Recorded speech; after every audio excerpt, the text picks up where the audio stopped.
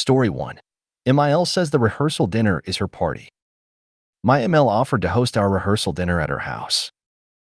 Since some of my aunts and uncles are flying in and have helped pay for our wedding, I wanted to include them. This added about 10 people to our guest list of 50, so I was thinking of maybe having a separate event just for the bridal party. My fiancé didn't like that idea and called his mom, with me on speaker, to talk about it. Right away, she got rude. She said I had no say in the guest list because it was her house. She said, "This is not your party, it's my party. My house, my money, my rules, my party." She insisted she'd invite whoever she wanted and said aunts and uncles don't come to rehearsal dinners. When I pointed out that his family's aunts and uncles would probably be invited, she got even more upset and said, "I will invite whoever I want on my own party." I'm sorry if you don't like it. My fiancé didn't back me up at all. He basically just said, "Well, there you have it." I was really hurt and felt disrespected. I didn't speak much during the call because I felt ganged up on and like I didn't even get a say. I never said she couldn't invite whoever she wanted, just that it was important to me to include my family who was traveling and helping with costs. Later, my fiancé and I talked things through. He realized calling his mom before we talked about it wasn't the best move. So, we decided to split the guest list evenly, with me cutting some family and him cutting some friends, which worked perfectly. But when we told MIL about the new plan, she wasn't happy. She reiterated that it was her party and she decides who comes. She didn't want him to compromise by cutting any bridal party members, and she said she was over it and didn't know if she could even get excited about hosting anymore. We both apologized to her for hurting her feelings because she was obviously upset, but she didn't really give us anything back in return. To be honest, I don't even want to have the dinner at her house anymore. My family sent us money to book another venue that's big enough for everyone, and I just don't want her to feel like she's entitled to turn our rehearsal dinner into a party about her. I'm just not excited about it anymore.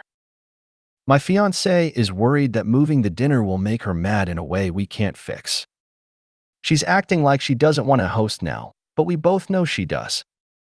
He agrees she was out of line but wants to let it go for the sake of peace. I don't want to let it go unless she acknowledges that it's our rehearsal dinner, not just hers, and that I'm allowed to have a say in who gets invited. Am I overreacting? Would it be wrong to move the dinner? Comment 1. She wanted F-file excluded because she didn't want him to know what she had said or done. It sounds like tattling to F-file will help keep her in check. Comment 2. What she wants is not a relationship. What she wants is a made-up version of you to behave exactly as she dictates and for you to not have any agency. Folks who aren't able to understand that other humans are whole human beings in their own right don't make friends, they take hostages. So sorry, Opie, she sounds JNAF. Comment 3. Well, you won the contest because you just dropped more than 10 kilograms. Comment 4. I would have told her that you'd find someone else to host the dinner, or host it yourself.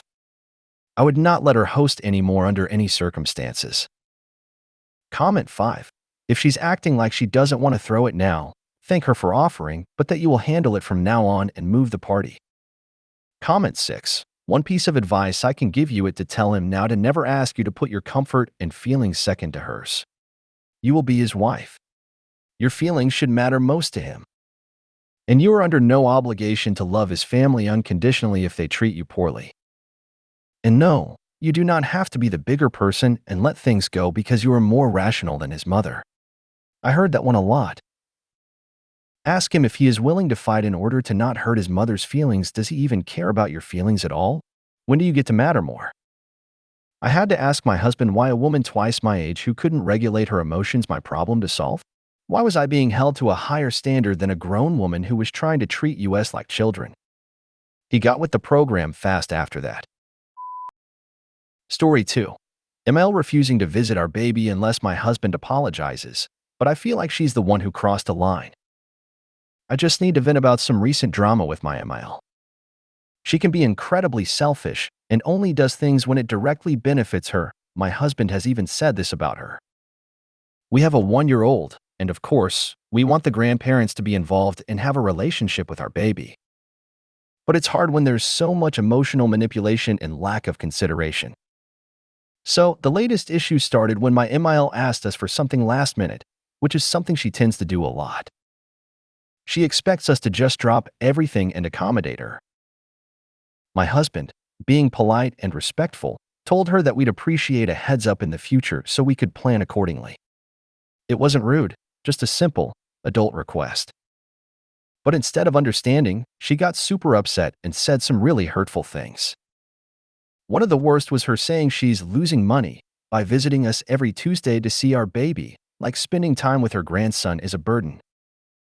Now, she's refusing to visit unless my husband apologizes to her, but honestly, I don't think he owes her an apology. I think she needs to take a step back and reflect on her own behavior. We're all adults with our own lives, schedules, and responsibilities. It's not fair for her to expect us to always bend to her needs, especially when she's not really helping us.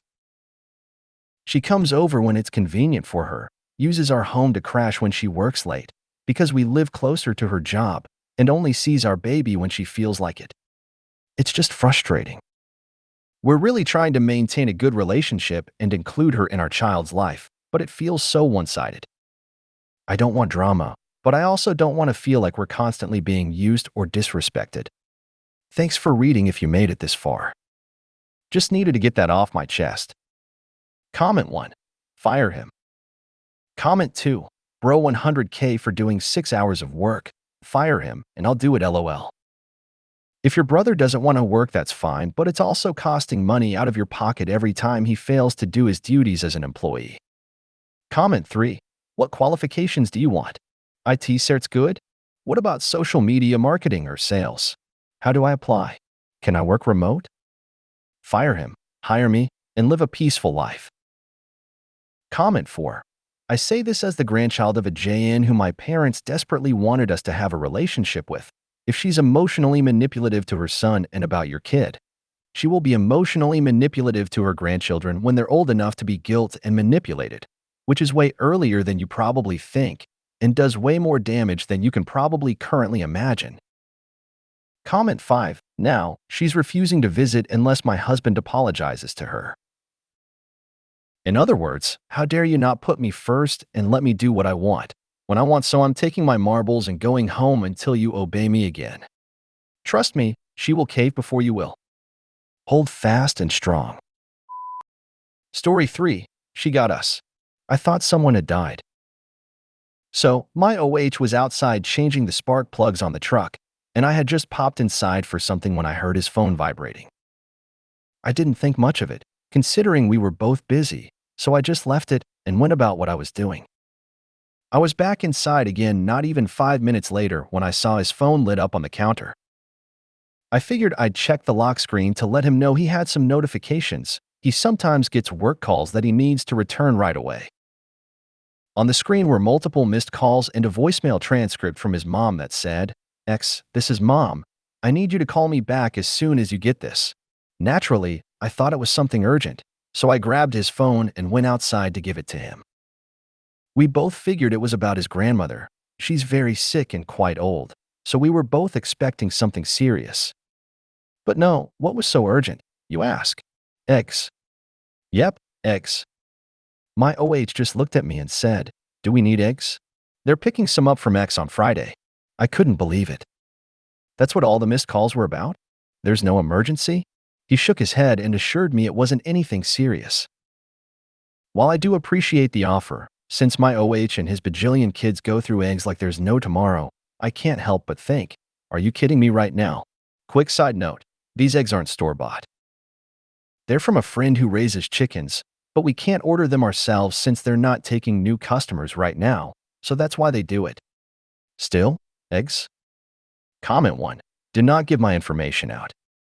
I will not be holding packages for anyone. Comment 2.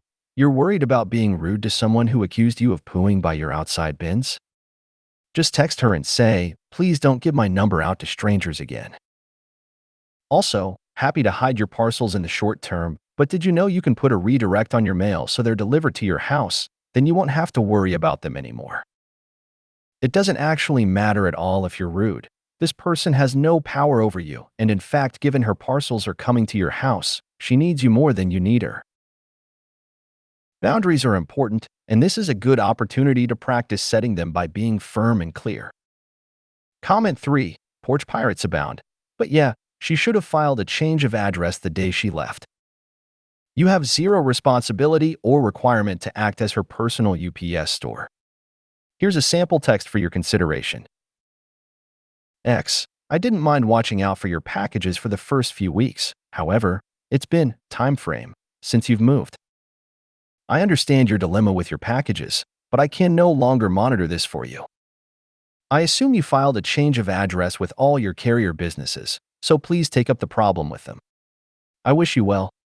Then block her number. Comment 4.